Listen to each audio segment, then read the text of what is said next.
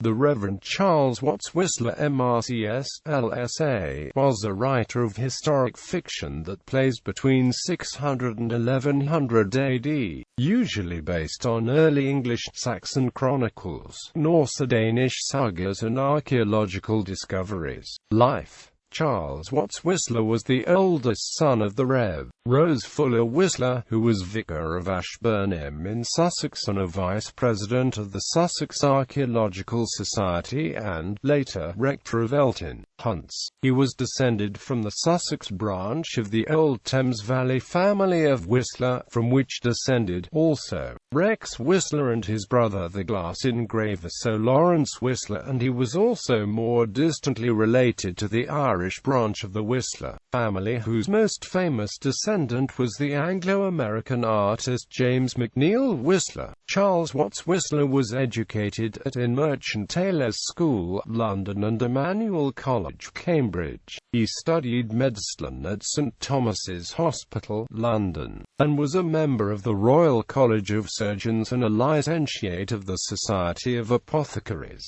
After practicing as a surgeon, he was ordained deacon in 1884 and priest in 1885. He then served as a clergyman in a succession of parishes: curate of Woolton, Liverpool 1884–1885, chaplain of the Fishermen's Chapel, Hastings 1885–1888, vicar of Thedlethorpe All Saints, Lincolnshire 1888–1894, rector of Elton, Hunts 1894–1895, vicar of Stockland, Bristol, Somerset 1895 to 1909, and, finally, rector of Chesilbourne, Dorset 1909 to 1913. He married, the 3rd of March 1886, Georgiana Rosalie Shapter Strange, daughter of William James Stevenson Strange, Master Waldeyer, by then retired.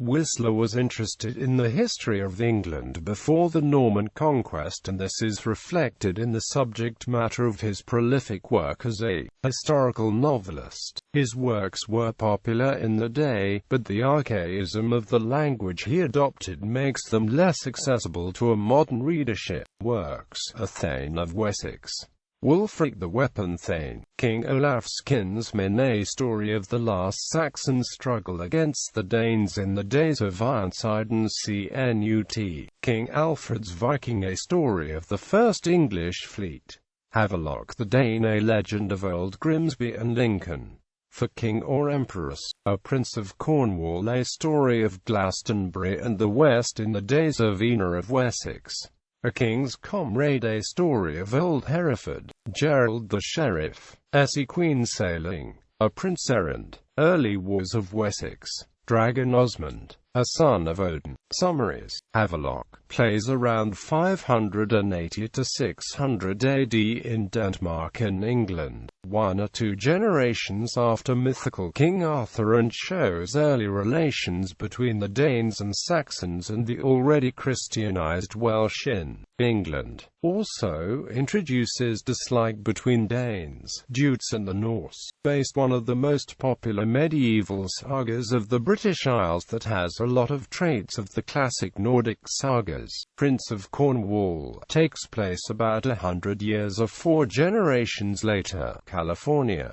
690-710 AD, and deals much with the relations between Welsh and Saxons, feet. Some resident Danes in the country. King's Comrade is again 3 generations later, California, 790 AD, mainly focused on inter-Saxon conflict and problems with the Welsh. Introduces Norse campaigns on the Frankish coast. Wulfric the Weapon Thane shows how the Danes invade the English realm and found kingdoms, turning from fun-loving plunderers to competitive conquerors.